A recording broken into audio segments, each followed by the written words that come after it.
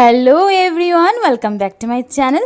তো নিয়ে এলাম তোমাদের সাথে শেয়ার করতে আরও একটা নতুন ব্লগ। আশা করছি আজকের ভিডিওটাও তোমাদের অন্যান্য ভিডিওর মতন ভালো লাগবে।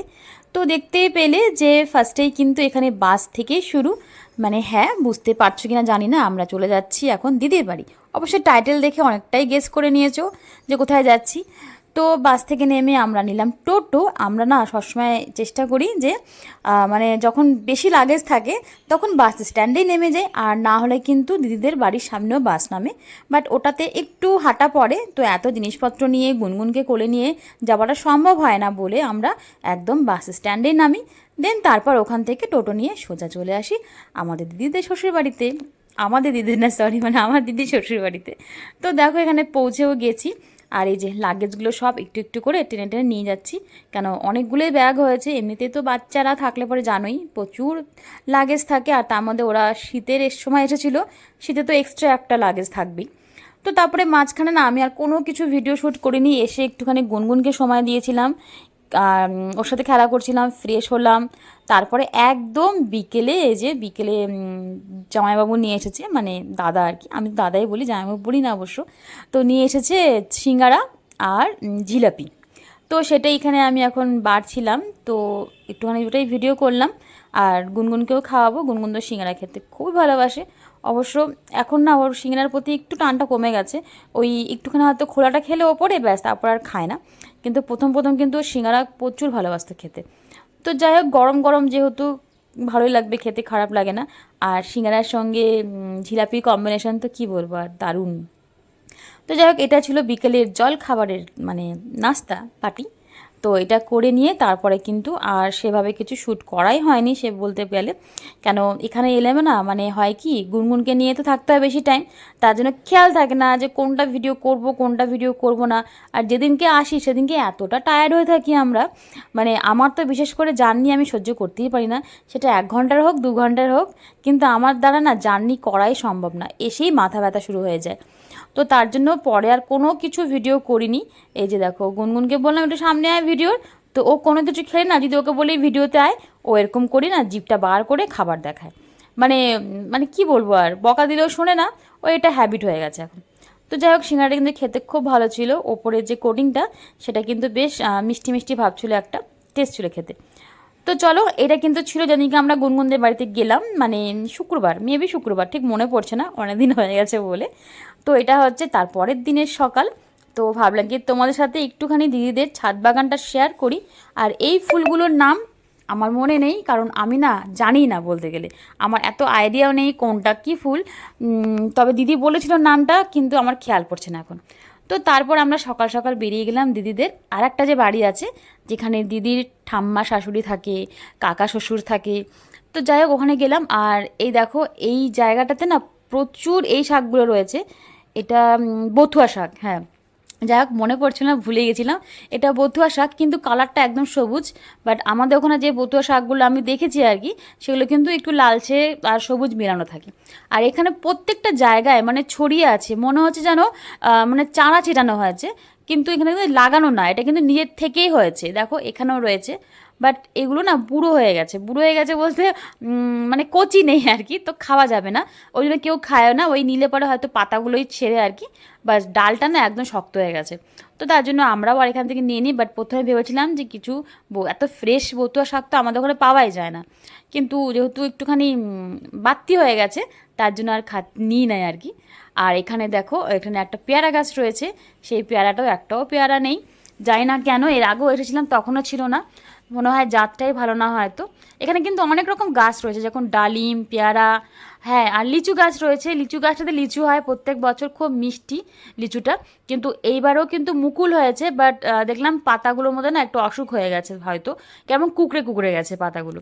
তো যাই হোক, সেজন্য আর সেভাবে ফলনটা হয়নি। তবে প্রত্যেক জামাই ষষ্ঠীতে কিন্তু দিদিরা এখান থেকে লিচু আমাদের বাড়িতে নিয়ে যায়।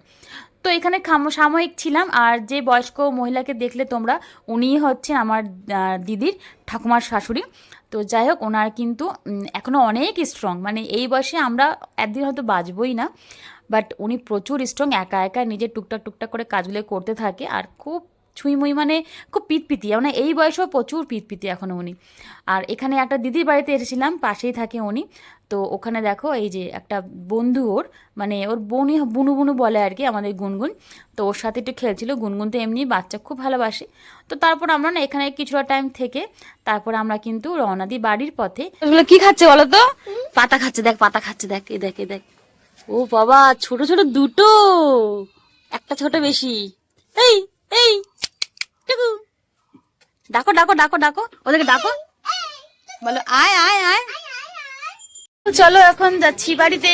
বাড়িতে গিয়ে এখন খাওয়া দাওয়া করবো। অনেকক্ষণ ধরে এখানে গল্প গুজব হলো এই দিদিটার বাড়িতে। তো চলো তাহলে বাড়ি যাই, পরে কথা বলছি তোমাদের সাথে। Tata tata. তো বাড়ি এসেই কিন্তু দিদি এখানে খাবার ব্যবস্থা শুরু করে দিয়েছে। আর এখন শুধু ভাজা হবে গরম গরম বড়া। এখানে মিষ্টি কুমড়োর রেডি করে রেখে গেছিলো, কারণ জানি একটা জায়গায় গেলে কিন্তু জলদি আসা যায় না, একটু দেরি হয়ে যায়, তার জন্য সমস্ত কিছু প্রিপারেশন করেই গেছে। আর এখানে রয়েছে চাটনি, এটা গুনগুনের সবজি দিয়ে ডাল, আর একদম নিরামিষ, যেহেতু শনিবারের দিনে ব্লগটা শেয়ার করছে এটা। আর এখানে ডাল করা হয়েছে সেটা করলা দিয়ে। আর এটা করা হয়েছে, এটা যে কী একটা নাম বলেছিল আমার ঠিক এই মুহূর্তে মনে পড়ছে না। মনে কথা এটা না একটা মুড়ি ঘন্টের মতন করা হয়েছে, কিন্তু নিরামিষ। এর মধ্যে সবজি টবজি দিয়ে চাল দিয়ে করা হয়েছে, গোবিন্দভোগ চাল দিয়ে। আর খেতে কিন্তু দারুণ হয়েছিল, অনেকটা বেশ পোলাওয়ার মতন ফিলটা হচ্ছিল। তো যাই হোক, ওভারঅল কিন্তু এটা আমি তো মোটামুটি আমার বেশ ভালোই লেগেছে। আর সবচেয়ে ভালো লেগেছে আমার বড়াগুলো, কারণ আমি তো বড়া দেখতে ভীষণ ভালোবাসি। অবশ্য বড়া খাওয়া ভালো না, তারপরেও আমার ভালো লাগে। কী করার আছে আর, মানুষ কতদিন কে বাঁচবে তার তো ঠিক নেই। এত কিছু মেনে এটা খাবো না সেটা খাবো না করে কী লাভ বলো? তার জন্য আমি মাঝে মধ্যে না একটু চিট ডায়েট করেও ফেলি। ডায়েট আমি সেভাবে করি না, বাট মাঝে মধ্যে আমি মন খুলে খেয়ে নিই। চলো দেখা যাবে, মোটা হয়ে যাবো তো ঠিক আছে, পরে দেখা যাবে। এই করে করে তো ডায়েট তো হচ্ছেই না আমার, মঞ্চ খাওয়া হয়ে যাচ্ছে। আসলে আমি খেতে ভীষণ ভালোবাসি, তার জন্যই আর ডায়েটটা বিশেষ করে হয় না আমার। ওই মায়ের চাপে পড়ে যেটুকু করছি সেটাই হচ্ছে আর কি। তো যাই হোক, এখানে দেখো বড়া ভাজা কমপ্লিট, তো আমার খাওয়াও শুরু। তো যাই হোক, যে সকল বন্ধুরা এখনও পর্যন্ত আমার ভিডিওর সঙ্গে জুড়ে আছো তাদেরকে একটাই রিকোয়েস্ট করব, প্লিজ যদি ভিডিওর কোনো অংশ তোমাদের ভালো লেগে থাকে তাহলে একটা লাইক করে দিও, একটা সুন্দর করে কমেন্ট করে দিও। কারণ তোমাদের কমেন্টগুলো পেয়েই কিন্তু আমার মনে হয় যে না, নেক্সট একটা ভিডিও বানানোই যাক। কারণ ভিডিওতে সেভাবে ভিউজ হচ্ছে না, অনেকে হয়তো স্কিপ করে দেখে, আর যারা আমাকে ভীষণ ভালোবাসে তারা স্কিপ করে দেখে না, এটা আমি প্রমাণ ঠিকই পেয়েছি। তো তার জন্যই বলছি যে যারা ভালোবাসার মানুষ আছে আমার, তাদের জন্যই কিন্তু ভিডিওগুলো করা। অন্ততপক্ষে ভিডিওতে খুব বেশি ভিউজ নাও হোক, তাও তো মনে হয় যে তোমাদের হাতে কিছু শেয়ার করতে পারলে না বেশ ভালোই লাগে সেটা। তো এখানে দেখো আমরা কিন্তু খাওয়া দাওয়া করতে বসেই গেছি। আর যে সকল বন্ধুরা এখনও পর্যন্ত আমার চ্যানেলটা সাবস্ক্রাইব করনি তারা পটাপট করে সাবস্ক্রাইব করে নাও, ততক্ষণে আমি চট জলদি করে খাওয়া দাওয়াটা সেরে নিই। তো এখানে খাওয়া দাওয়া করে পরে কিন্তু সেভাবে আর কোনো ভিডিও করাই হয়নি বলতে গেলে, কারণ ফার্স্টেই বললাম এখানে এলে পরে সেভাবে ভিডিও করে উঠতে পারি না আমি। ওই মাঝখানে তুলি, তারপর সেটাকে একবারে তোমার যেকে জয়েন করে নেক্সট ডে বানিয়ে দিই। নেক্সট ডে বানিয়ে দিই বলতে এক ভিডিওতে অনেকগুলো পার্ট ঢুকিয়ে দিই। এখানে আমরা খাওয়া দাওয়া করছি আর গুনগুন এখন একটু ফোন দেখছে, কারণ ওকে যদি ফোনটা না নিই তাহলে কিন্তু আমাদেরকে না দিই আর কি, তাহলে আমাদেরকে খেতেও দেবে না। তো তারপর একদম সোজা মাঝখানে কোনো কিছু শেয়ার করলাম না, চলে এলাম একদম বিকালের পাটে। তো এখানে দেখো বিকালে আমরা খাচ্ছিলাম মুড়ি আর চা আর বিস্কুট। তো গুনগুনকে দিলাম, গুনগুন তো বিস্কুট পছন্দই করে না, তাও বললাম যে একটু ভিডিও হচ্ছে খা খা, তাই বলে কিন্তু একটু খেয়েছে। তো এইটা কিন্তু রাতে আর পরে কোনো ব্লগ শ্যুট করিনি, একবারে পরের দিন সকালে তোমার সাথে দেখা করব। তো এই পার্টটাতে কিন্তু 2-3টে ভিডিও ব্লগ মিলিয়েই করা হয়েছে। তো এটা চলো তোমরা সঙ্গে থাকো আর দেখতে থাকো কি করছি না করছি, কন্টিনিউ করো। গুড মর্নিং বন্ধুরা, কেমন আছো তোমরা? আশা করছি সকলে ভীষণ ভালো আছো, সুস্থ আছো। আর এই দেখো জলপাইগুড়িতে এসে আবার শীত শীত চলে আসছে আবার। এখানকার ওয়েদারটা এত ঝড় হচ্ছে যে ঠান্ডা লাগছে আমার, তো তার জন্য এই হালকা একটা সোয়েটার পরে আছি। তবে একটু আগে তো সকাল থেকে বৃষ্টি বৃষ্টি বৃষ্টি, সকাল থেকে পুরো বৃষ্টি হয়েছে। এখন একটু ওয়েদারটা ভালো হয়েছে, কিন্তু খুব হাওয়া দিচ্ছে, তার জন্য হালকা ঠান্ডার জন্য এটা পরলাম। তো চলো ব্লগটা এখন থেকে শুরু করি। আর আজ হচ্ছে সানডে, তো সানডের ব্লগটা এখন থেকে শুরু করছি, সঙ্গে থাকো, আশা করছি ব্লগটা তোমাদের ভালো লাগবে। তো চলো এখন যাচ্ছি পাশের এক কাকিমার বাড়িতে, তো সেখানে চলো, সেখানে কি কথা হচ্ছে। তো এইখানে একটা বিশাল বড় কুল গাছ ছিল, বাট দেখো কুলগুলো সব পড়ে আছে। 2-3 দিন আগেই কিন্তু গাছটা কেটে দিয়েছে, তার জন্য আমরা মানে একটু লেট হয়ে গেছে আমাদের আসতে। নাহলে আগে যদি আসতাম বা গাছটা যদি পরে কাটতো না, তাহলে অনেক কুল আমরা পেতাম। আর কুলগুলো হয় কি পড়ে গিয়ে মানে জল লেগে গেলেই সেগুলোতে পোকা হয়ে যাচ্ছে, তার জন্য নিচে এত কুল পড়ে থাকা সত্ত্বেও আমরা কিন্তু একটা কুলও নিতে পারিনি। কয়েকটা কুল নিয়ে এসেছি অবশ্য, ভিডিও শেষে দেখতে পারবে, কিন্তু ওগুলো আমরা খেতে পারিনি, ওগুলোর মধ্যে পোকা ছিল। আর এখানে না যে পেয়ারা গাছটা ছিল সেখানে কিন্তু বেশ ভালো একটা জাতের পেয়ারা গাছ এটা, বাট ওপরটা দেখে হয়তো তোমরা ভাববে যে পেয়ারাটা কেমন, কিন্তু খেতে দারুণ টেস্টি ছিল। আর খুব একটা বেশি বড় না হলেও না, মানে ছোটো ছোটো কিন্তু খেতে কিন্তু ভালো। তো যাই হোক, সেটাই আমি চেষ্টা করছি, কারণ আমার তো এমনিতেই এই সমস্ত জিনিসগুলো খুব ভালো লাগে। মানে একটু ওই যে গ্রামের যে ব্যাপারটা থাকে না, আমি একটু ফিল করতে পছন্দ করি বেশি, কারণ এগুলো তো আমরা দেখতেই পারি না। আমি তো শহরে যেখানে থাকি আমি, সেখানে তো এই সমস্ত কিছু তো আমি ভাবতেও পারি না যে আমি করতে পারবো। তার জন্য যখন না দিদিদের বাড়িতে আসি আমি, তখন কিছু কিছু ইচ্ছে আমার মোটামুটি এখানে এলেই আমার পুরো হয়। তো এই জিনিসটা আমার করতে এত ভালো লাগছিলো, মানে ছোটোবেলায় তো এরকম করতে পারিনি কোনো দিন, তো বড় হয়ে আমি এগুলো এখন ফিল করছি, অনুভবটা করছি আর কি। তো এখানে দেখো গাছ থেকে আমি অনেকগুলো পেয়ারা পেরেছি, আর সেটা তোমাদের দেখাবো অবশ্য। তার মধ্যে কিছু পেয়ারাতে একদম বেশি পোকা ছিল, সেগুলো রাখতেই পারিনি।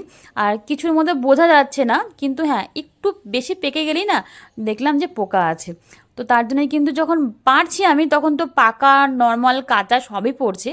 তো সেখান থেকে একটু বেছে বেছে আমি নিয়ে নিচ্ছি যেগুলো নেওয়ার। আর এখানকার ওয়েদারটা ছিল ঠান্ডা ঠান্ডা একদম, তার জন্য কিন্তু আমি এই সোয়েটারটা পরেছিলাম।